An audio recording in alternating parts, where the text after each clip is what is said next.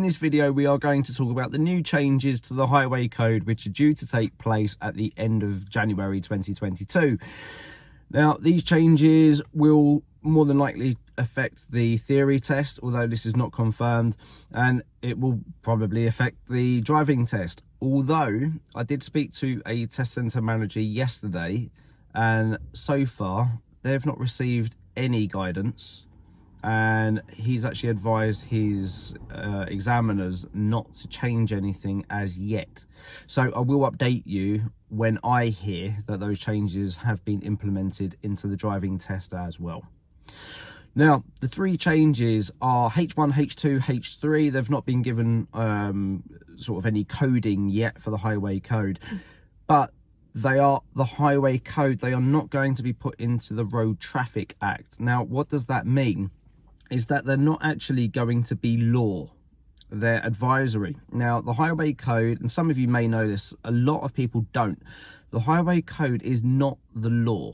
Okay, there are laws in there, okay, but there are also advisory things. So whenever you see things like you must stop at a stop line, that's a law. Okay, if you don't do that, that's points on your license and a fine. But if it's something like you should not undertake, for instance, it's advisory. So, and this is going to be contradictory to what a lot of you have been told by your instructors. I know a lot of instructors are thinking, why are you telling people this? But it's important that you actually know the truth. If you undertake someone, so if you go past somebody on the left-hand side, it's not an illegal act. If the police want to prosecute you for dangerous driving, that's different. That's probably because you're going far too fast or did it too dangerously. But if you're going past somebody on the left-hand side because they're going excessively slow in the right and they're middle lane hogging, you're not actually legally doing anything wrong. And these changes will be advisory as far as we know at the moment. And again, I will advise you when those changes do take place. So the first thing that we're going to talk about is H1. Now, this is to do with a hierarchy. Now, in some countries, there's a rule that they go by, which is called might is right. Okay, so the bigger the vehicle, the more priority they have. Now, in the UK, they're doing the opposite. So the way that I'm going to be calling it to my clients is light has right. So if you see that anywhere else, remember, you heard it here first.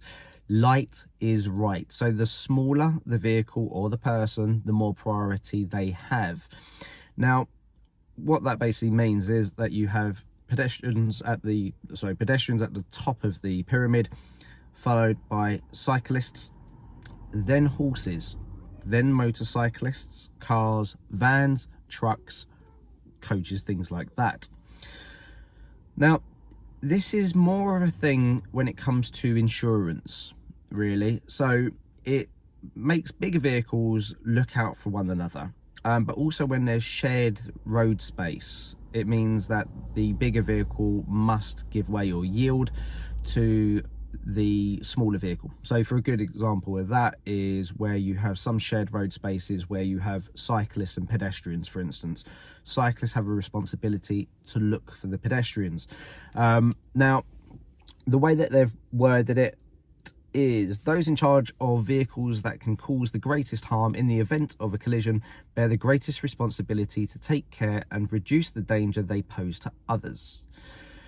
The principle applies most strongly to drivers of large goods vehicles and passenger vehicles, vans, minibuses, cars, taxis and motorcycles. So it's pretty much what we do already. We look after those that are smaller. You know, it's something that we should do, and we've got a civic duty to do as well. Now, H2 is to do with a big change, really, when it comes to pedestrians that are crossing roads. Now, for instance, if you're turning left or turning right into a road or coming out of a road and there's a pedestrian waiting, as things currently stand pre this change, you do not give way to that pedestrian unless it's a zebra crossing. But with this new rule change, H2, you must give way, or should I say you should give way to any pedestrian that is going to cross the mouth of that junction. So the person that's going straight. Now, the rule that they've put into place is At a junction, you should give way to pedestrians crossing or waiting to cross a road into which or from which you are turning. Essentially, this means that if you are turning into a road and there's a pedestrian waiting to cross, you should give way to them. Cyclists also have to give way to pedestrians on shared use cycle tracks. Now, this is something that is done in Europe. The person that's going straight has priority. So things like crossroad situations, for instance, if somebody's going straight and then the opposite person is turning right, as things currently stand in the UK, you both have give way lines, so therefore no one has priority.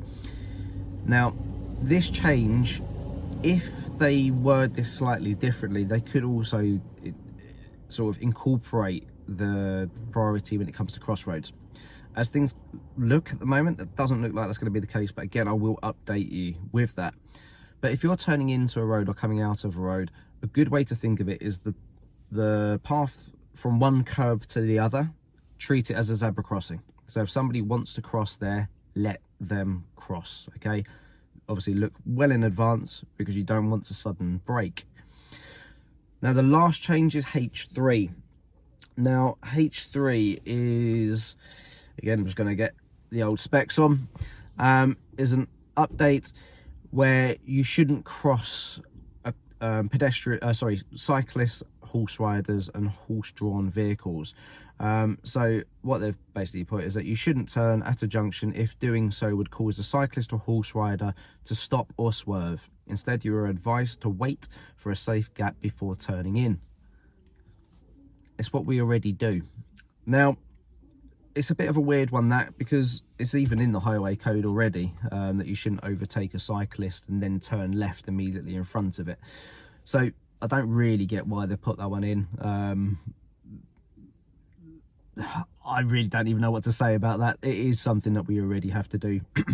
Now, like we said before, yes, it's not a law that these are being put into place, but say, for instance, in that situation, if you're turning left and you've overtaken a cyclist before turning left, although you're not breaking a law in itself, you could be basically charged with dangerous driving, which is obviously a big endorsement on your license. It's up to 9 points and a big fine as well. So they can incorporate standard laws, so dangerous driving, driving with undue care and attention, in consideration of other road users. And therefore, although these changes are being put into place without their own laws, they will be basically merged with pre-existing laws. Now, there are a couple other changes with the highway code that they haven't actually given a coding for. The first one is for cyclists. So cyclists are now advised to ride in the centre of their lane to make themselves more visible or quiet on quiet roads and in slow moving traffic, or on the approach to junctions where it would be unsafe for a vehicle to overtake. So where a lot of people have this view that cyclists must be right next to the curb, that's not the case already anyway, okay? A good cyclist will position themselves into the centre of the lane if they know that that particular place is dangerous for somebody to overtake, because they don't want to be squeezed off the road. So if you're driving down, say, a 3-position road and there's parked cars on both sides of the road, for anyone that doesn't know about 3-position roads, you need to watch my video on meeting where I describe what that's all about. They're advised to stay in the centre rather than right next to the cars on the left hand side.